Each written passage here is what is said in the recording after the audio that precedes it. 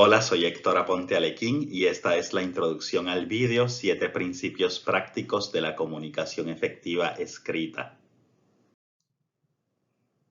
Comienzo haciendo mea culpa porque en atención a los objetivos de aprendizaje del taller y el tiempo que tenemos, haré un ejercicio reduccionista, es decir, los conceptos que discutiremos son mucho más amplios, pero no se preocupe que yo le daré las fuentes y los cursos que usted puede tomar si le interesa complejizar sobre estos asuntos y profundizarlos.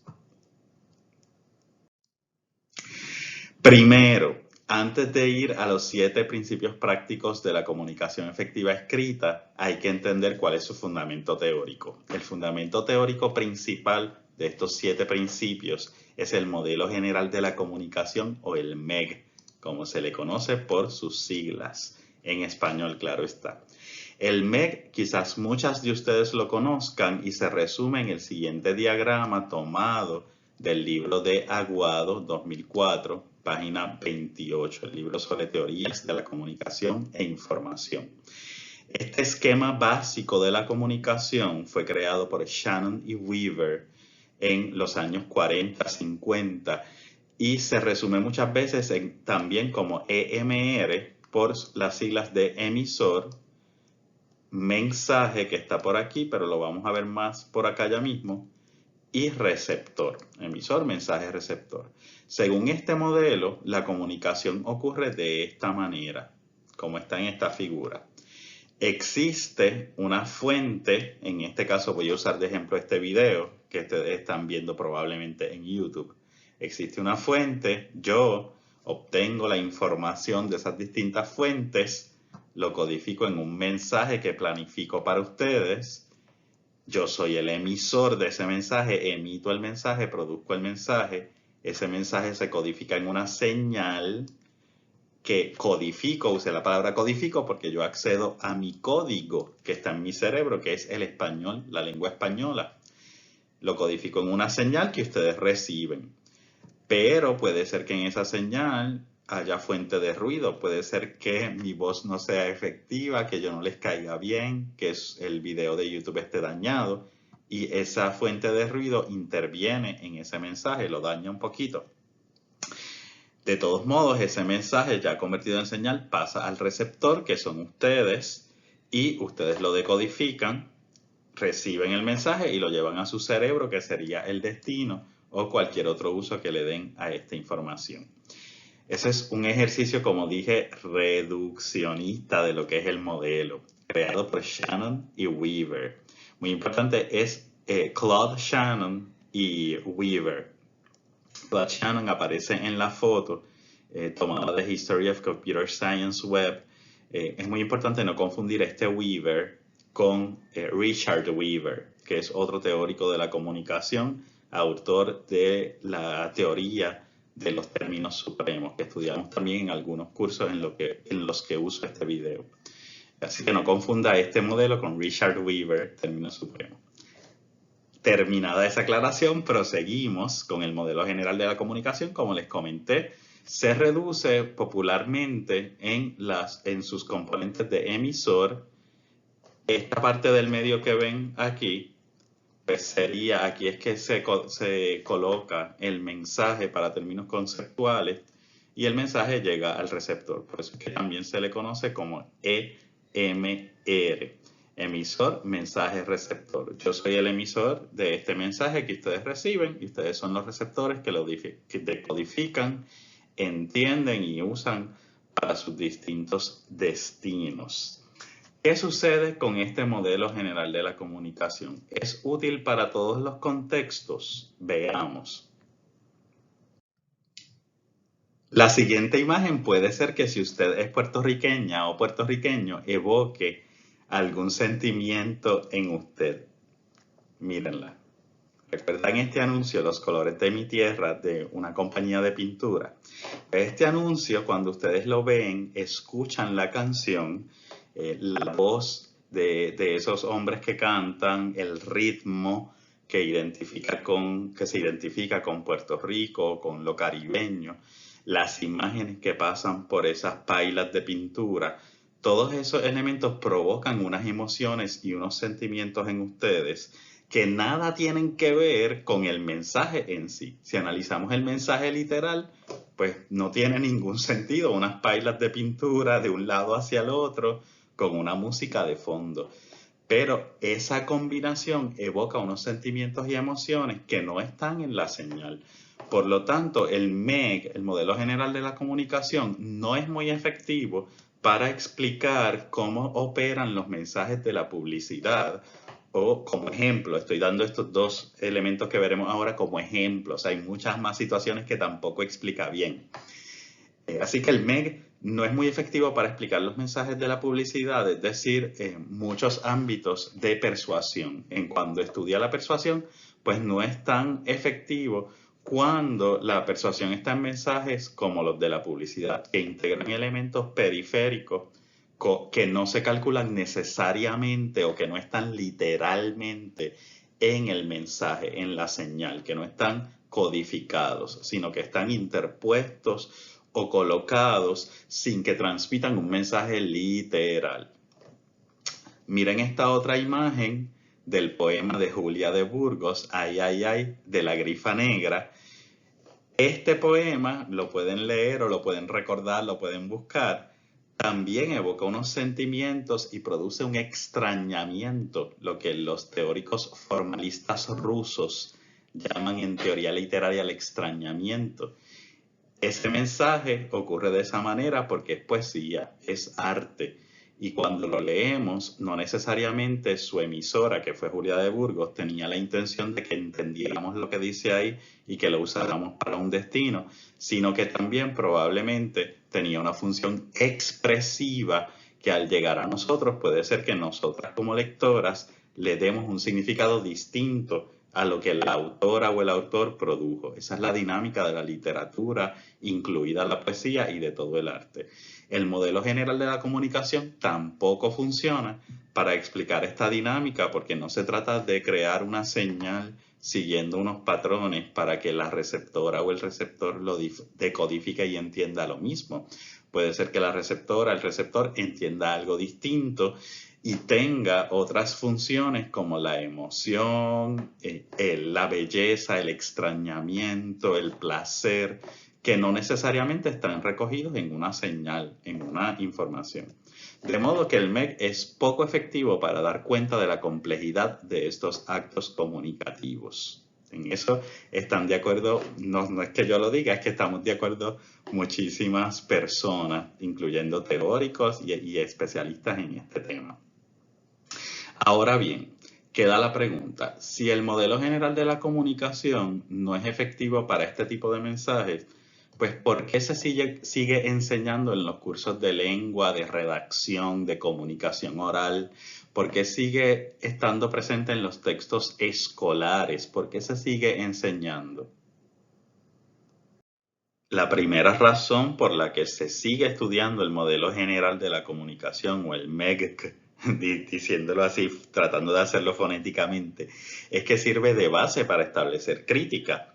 Muchas otras teóricas y teóricos a partir del modelo general de la comunicación crearon otros modelos mucho más amplios y abarcadores que sí dan cuenta de otras dinámicas de la comunicación. Solo les voy a presentar un ejemplo, el de Lasswell. Lasswell, por ejemplo, valga la redundancia, a partir del modelo general de la comunicación, creó este modelo en el que se estudia quién dice qué por qué canal, a quién y con qué efectos.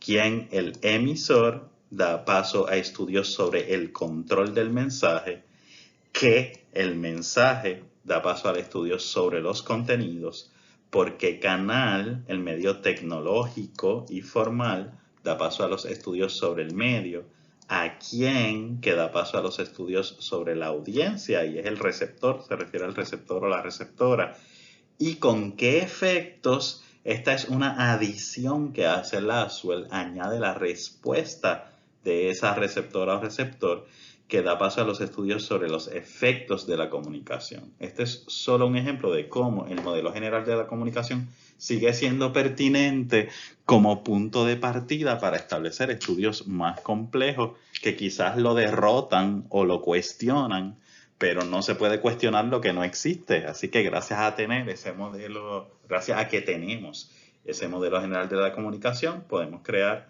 modelos más complejos. Esa es una razón y como ya les anticipé, estoy haciendo un ejercicio reduccionista, pero si a usted le interesa más este tema, puede matricularse en cualquiera de estos dos cursos de la Universidad de Puerto Rico, recinto de Río Piedras, TOPU 4355, Teorías de la Comunicación, o su curso análogo en el nivel graduado en la maestría, TOPU 6500. ¿Cuál es la segunda razón por la que el modelo general de la comunicación sigue siendo pertinente? Lo enseñamos en las escuelas, aparece en los libros de español y en inglés, y lo utilizamos en los cursos de edición y redacción universitarios, en los talleres. ¿Por qué? Veamos. Entonces, ¿por qué el MGC se sigue enseñando? Pues miremos este ejemplo que nos contesta por qué. Porque es una base para la información. El modelo general de la comunicación sigue siendo bastante efectivo, eficaz, eficiente para los textos informativos no literarios. Ejemplo, este es un texto, imagínense que esta oración está en un informe de la policía o en un informe de una querella o algo por el estilo. Pues ese informe que transmite información en el que yo quiero que el receptor o receptora entienda lo mismo que yo quise comunicar, que coincidamos en la interpretación del mensaje, pues tengo esta situación, tengo este ejemplo. Gastón se saltó la señal de tránsito y tuvo un accidente. Pues sabemos que esta oración no es equivalente a esta.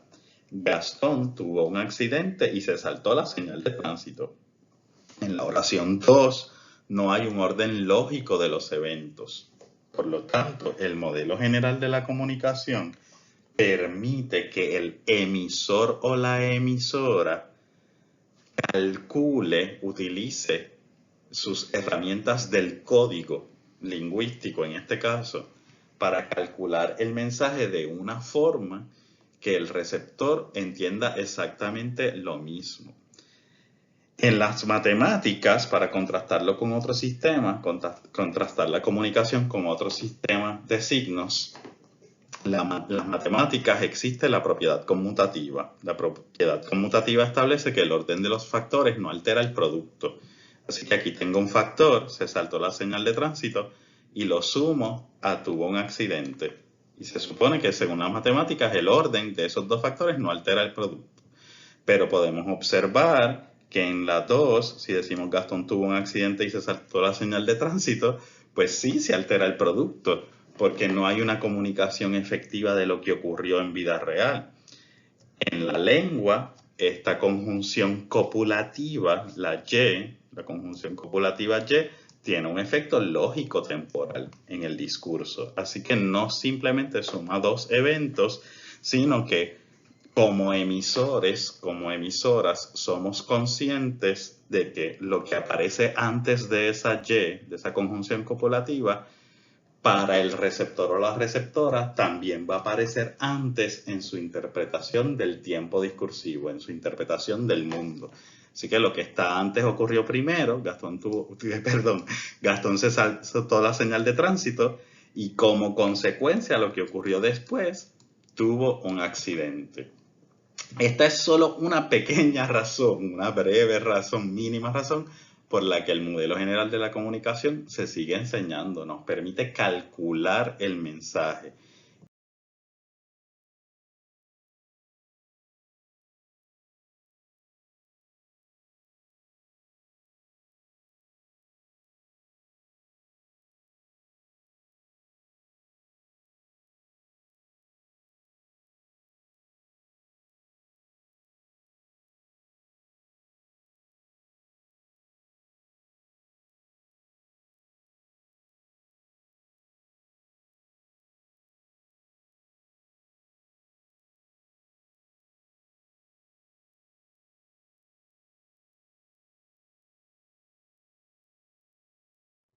En resumen, ¿por qué el MGC o el MEG se sigue enseñando? Y ya regreso mi carita aquí en la esquina. Bueno, porque sirve para que la emisora calcule las propiedades de un texto, de modo que la receptora decodifique el mensaje adjudicándole el mismo significado. Así que nos sirve para calcular la información. Sustenta la comunicación efectiva, es decir, en los textos informativos, en los textos académicos, profesionales, empresariales, de oficina, y todos esos textos cuyo único fin es comunicar y no embellecer, provocar placer o persuadir, como es el caso de la literatura, el teatro, las artes, por un lado, y por otro lado la publicidad, el cine, etc. Por lo tanto, para efectos nuestros que estamos estudiando redacción, estamos estudiando edición, el MGC nos provee, si lo llevamos a la práctica, del MGC emanan o se producen 7 principios prácticos para la comunicación efectiva, para lograr ese entendimiento del mismo mensaje, la misma interpretación entre emisora y receptora. En la edición, cuando editamos el mensaje que otro emisor produjo, intervenimos en el cálculo que esa emisora realizó al producir el mensaje. Por lo tanto, tenemos que ser muy cuidadosas y debemos procurar siempre en quién debemos pensar. Pues no es en la emisora ni es en nosotros, es en la receptora, en el receptor que será el destino, o bueno, será el primer destino de ese mensaje. De todos modos, la comunicación efectiva no solo se sustenta en los 7 principios prácticos de la comunicación efectiva y no solo proviene del modelo general de la comunicación, hay otra base. Los que estudian conmigo probablemente ya la conocen y como es un video introductorio no voy a ampliar sobre ella, que es el principio de persuasión.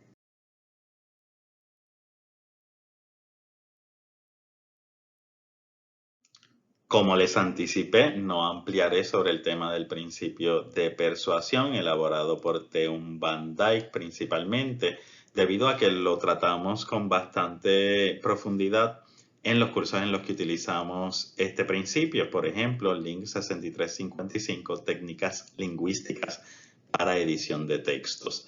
Pero simplemente se lo presento y a quien le interese les recomiendo este curso y otros del programa graduado de lingüística de la Universidad de Puerto Rico, recinto de Río Piedras, que amplían sobre los aspectos teóricos de la persuasión. Y ustedes se preguntarán, pero hace un rato diste un ejemplo, profesor. Usted dio un ejemplo en el que la persuasión no se ajustaba a la comunicación efectiva o a ese cálculo informativo. Bueno, pues por eso mismo integramos el principio de persuasión, porque lo que establece Theun Van Dyke es que aunque estemos calculando el mensaje y aunque el modelo general de la comunicación lo estemos aplicando para producir la información, además de esa primera capa o de ese primer escudo o de esa primera edificación, de ese primer trabajo, también como redactoras y como editoras estamos haciendo una persuasión implícita. Y esa noción tiene una base aristotélica en la retórica que acude a la emoción y a la estética de los textos. Está principalmente en el texto Ars Rhetorica, del siglo IV a.C., y tiene una base platónica en la persuasión que intenta demostrar a través de la lógica, la argumentación y la demostración, como ya dije, y que se presenta principalmente en el diálogo de Crátilo, 360 a.C., que establece el principio de persuasión, que todo texto educativo o mediático es persuasivo en tanto tiene que convencer al receptor de que no lo abandone.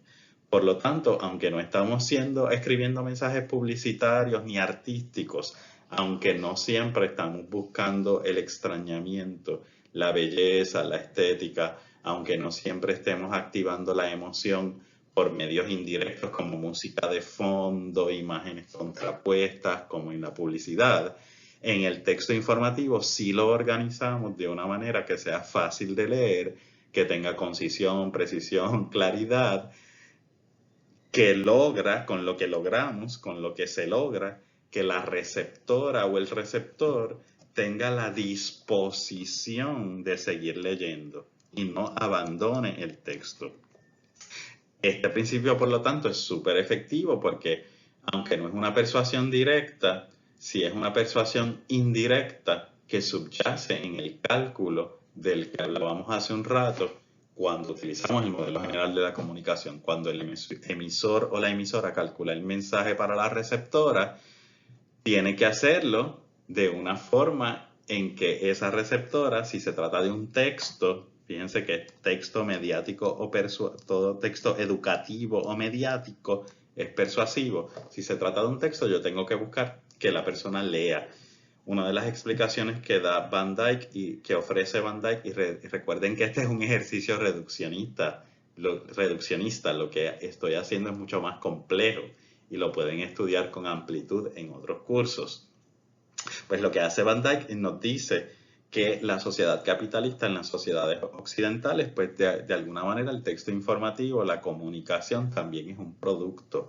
Por lo tanto, se programa de una manera en que tenga un efecto positivo para el receptor no rechace ese producto, la receptora no rechace ese producto.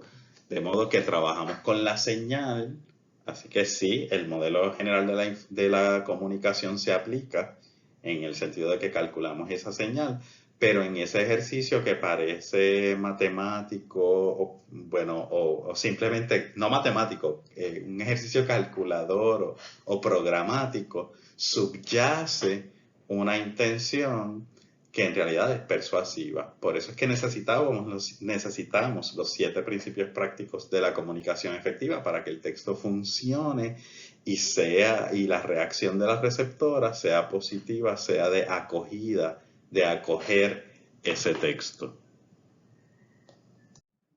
Los fundamentos teóricos de los 7 principios prácticos de la comunicación efectiva provienen lamentablemente de estudios que realizaron hombres blancos, Shannon, Weaver, Van Dyck, etc.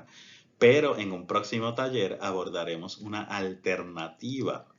María del Carmen Grillo, quien es filóloga, lingüista y periodista argentina, estudió empíricamente, es decir, investigó con el método científico, rasgos de la oralidad que constituyen ruido. ¿Se acuerdan esa parte del ruido en el modelo general de la comunicación, que son las interrupciones que hacen que el receptor no entienda bien el mensaje?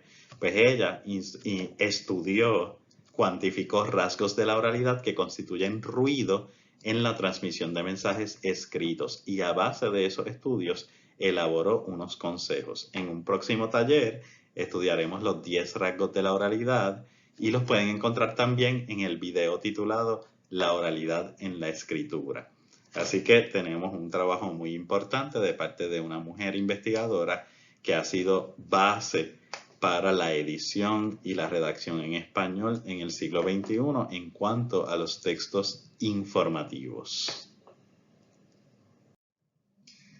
Con esta observación terminamos, así que ahora lo que corresponde es ver el video